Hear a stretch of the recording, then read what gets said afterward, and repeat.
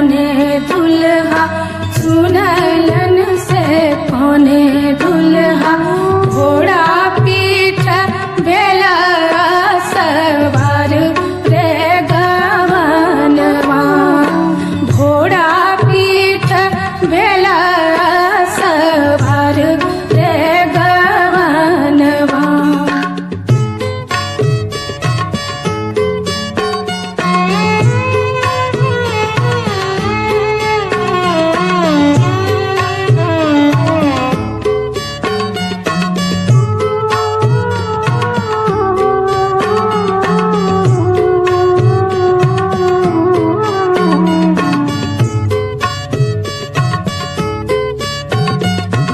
घर से बाहर भेली घर से बाहर भेली सुहावे से कन्या सुहावे धर लेली घोड़ा खेला घामू रे गवनवा धर लेली घोड़ा खेला घामू रे गवनवा अपने त जाइ छी प्रभु देश रे विदेशवास देश रे विदेशवास हमरा के कहाँ छोड़ ले जाइ छी रे गवनवा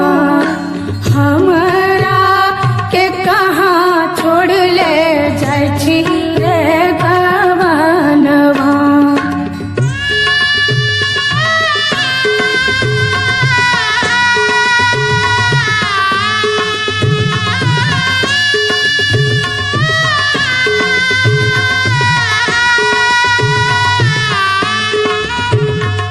नहिरा में छऊ सुंदर माई बाप भैया से माई बाप भैया से ससुरा में छऊ छोटो देवर रे गवनवा ससुरा में छऊ छोटो देवर रे गवनवा ये काम देते प्रभु माई बाप भैया से माई बाप भैया से ये काम देते छोटो देवर रे गवनवा ये काम देते छोटो देवर रे गवनवा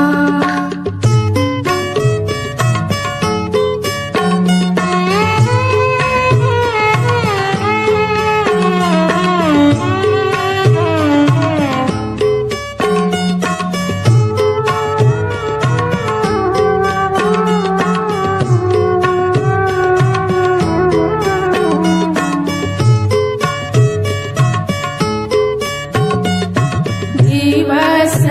गमाई ताई माई बाप भैया से माई बाप भैया से दिवस गमते छोटो देवर रे गवनवा दिवस गमते छोटो देवर रे गवनवा बिनु रे माई बाप